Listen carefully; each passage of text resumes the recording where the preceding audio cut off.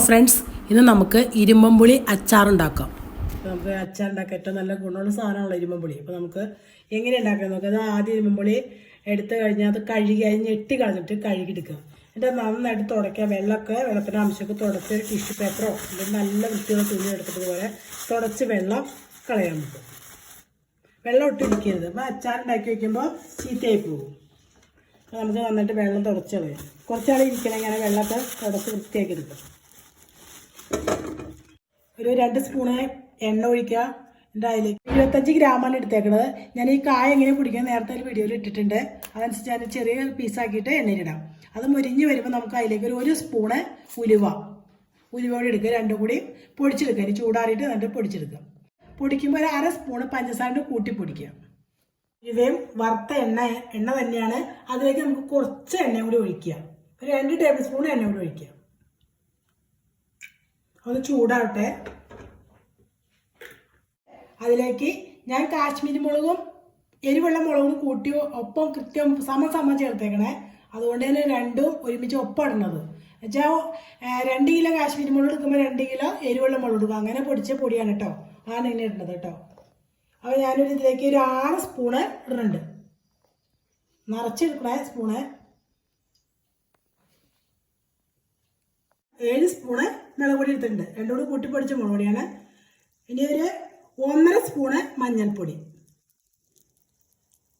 പച്ചമണം മാറുന്നവരെ ഒന്ന് ഇളക്കി കൊടുക്കുക. അതിലേക്ക് ഫ്ലെയിം കുറച്ചിടാം കേട്ടോ. വളരെ ലോ ഫ്ലെയിമിലിടാം. ആ പച്ചക്കുത്തൊന്ന് പോട്ടെ.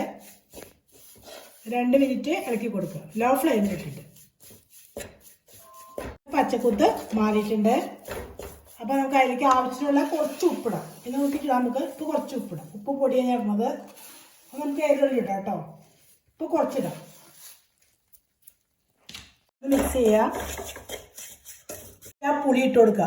അപ്പോൾ പുളി അതുപോലെ വട്ടം അരിഞ്ഞേക്കണം കേട്ടോ. കഴുകി വെള്ളം കളഞ്ഞിട്ട് തുടച്ച് കളയാം. വെള്ളം നന്നായിട്ട് ടിഷ്യൂ പേപ്പർ വെച്ച് ഞെട്ടി കളഞ്ഞിട്ട് അത് കഴിഞ്ഞിട്ട് ഇതുപോലെ വട്ടം അരിഞ്ഞെത്തുന്നത്. ഇനി അതിലേക്ക് ഇട്ട് നമുക്ക് നന്നായിട്ട് മിക്സ് ചെയ്ത് കൊടുക്കും. 2-2.5 കിലോ പുളി ഉണ്ടാവും കേട്ടോ. നന്നായിട്ട് മിക്സ് ചെയ്യാം. ഇപ്പം ലോ ഫ്ലെയിമിൽ തന്നെയാണ് കിടക്കുന്നത്.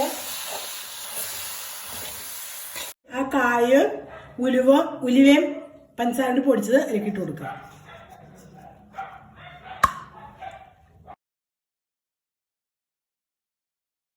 കായും ഉലുവയും ഇതൊക്കെ കൂടി മിക്സ് ചെയ്തിട്ട് വന്നിട്ട് മിക്സ് ചെയ്ത് കഴിഞ്ഞിട്ട് പാത്രത്തിലേക്ക് മാറ്റി ആ ചട്ടി തന്നെ കഴുകി എടുത്തിട്ട് ആ ചീഞ്ചട്ടി തന്നെയാണ് ഇപ്പോൾ ചെയ്യാൻ പോണേ കേട്ടോ. ഇനിയിപ്പോൾ അതിലേക്ക് കുറച്ച് എണ്ണ ഒഴിക്കുക. ഇത് ഞാൻ കുറച്ച് ദിവസം വെക്കേണ്ടതാണ്. അതുകൊണ്ട് കുറച്ച് കൂടുതൽ എണ്ണ ചേർക്കേണ്ടത്. നിങ്ങൾ അതനുസരിച്ച് ചെയ്യുക. വെളിച്ചെണ്ണയിൽ ഉണ്ടാക്കേണ്ടത്. അത് നല്ലെണ്ണയിൽ ഉണ്ടാക്കേണ്ടത് കേട്ടോ. കേട് വരാതിരിക്കാൻ കുറച്ചാൾ ഉപയോഗിക്കാൻ വേണ്ടിയിട്ടാണ്. ഇവർക്ക് കുറച്ച് എണ്ണ ഒഴിക്കുക. ഇച്ചിരി അധികം ഒഴിക്കണം. ഞാൻ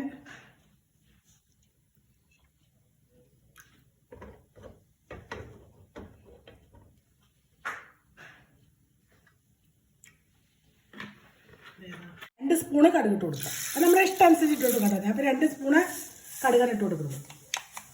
അതൊന്ന് പൊട്ടിട്ട് നന്നായിട്ട് 1 ടീസ്പൂൺ ചെറിയ ടീസ്പൂൺ ആട്ടോ അതിൽ ഉലുവ ഇട്ട് കൊടുക്കുക. കടുക് പൊട്ടിയതിന് ശേഷം ഉലുവ ഇട്ട് കൊടുക്കുക. 5-6 വറ്റമുളക് 2ആക്കി ഇട്ടിട്ട് കൊടുക്കുക. കുരുവൊന്ന് കളയാം. എന്നിട്ട് അതിലേക്ക് ഇടാം.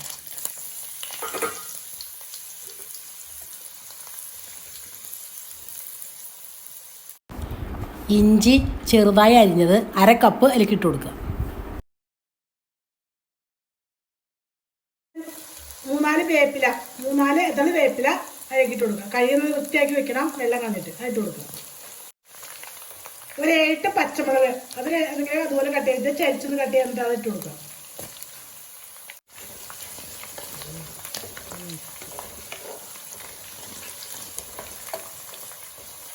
ആ ഇഞ്ചിയൊക്കെ പച്ചമുളകും ഇതൊക്കെ ഒന്ന് മൂത്ത് കഴിയുമ്പോൾ നമുക്ക് അതിലേക്ക് വെളുത്തുള്ളി അതിൽ 1 കപ്പ് ഇടുന്നുണ്ട്. ചെറിയ വെളുത്തുള്ളിയാണ്, നാടനാണ്. 1 കപ്പ് ചെറുതാക്കി അരിഞ്ഞിട്ട് അതിട്ട് കൊടുക്കുക. എല്ലാം കൂടി മൂക്കട്ടെ. വെളുത്തുള്ളിയും പച്ചമുളകും എല്ലാം നന്നായിട്ട് നന്നായിട്ട് വാടിയിട്ടുണ്ട്. കണ്ട വെളുത്തുള്ളിയുടെ കളറൊക്കെ പതുക്കെ മാറി. ആ സമയത്ത് നമുക്ക് അതിലേക്ക് ഒരു 1/2 ടീസ്പൂണ് മസാലപ്പൊടി ഇട്ട് കൊടുക്കുക.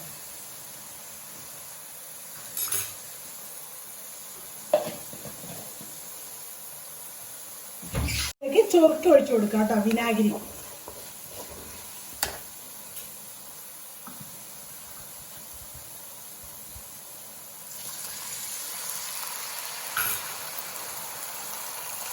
ഈ ഫ്ലെയിം കൂട്ടിയിടാം. നമ്മൾ ആവശ്യത്തിന് ഒഴിച്ചു കൊടുക്കാം.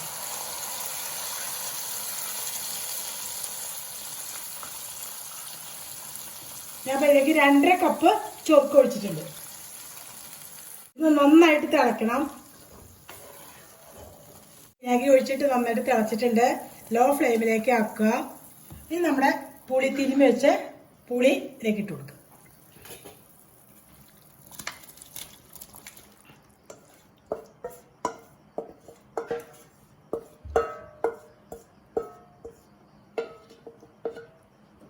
നമുക്ക് നന്നായിട്ട് അങ്ങോട്ട് മിക്സ് ചെയ്യാം.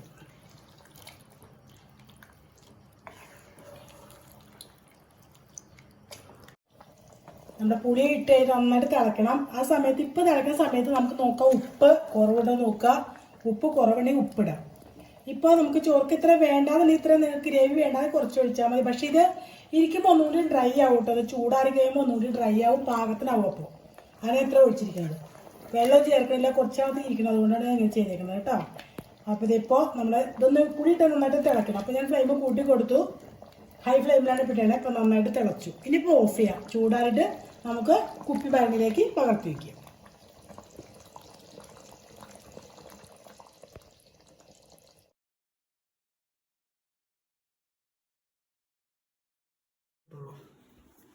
അപ്പോൾ നമ്മുടെ അച്ചാർ ഇത് റെഡി ആയിട്ടുണ്ട്.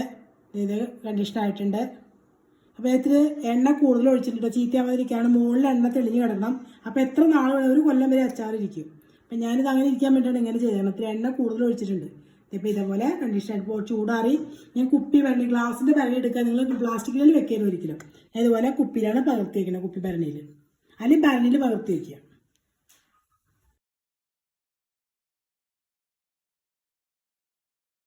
അപ്പോൾ നിങ്ങളിത് എല്ലാവരും ട്രൈ ചെയ്ത് നോക്കുക.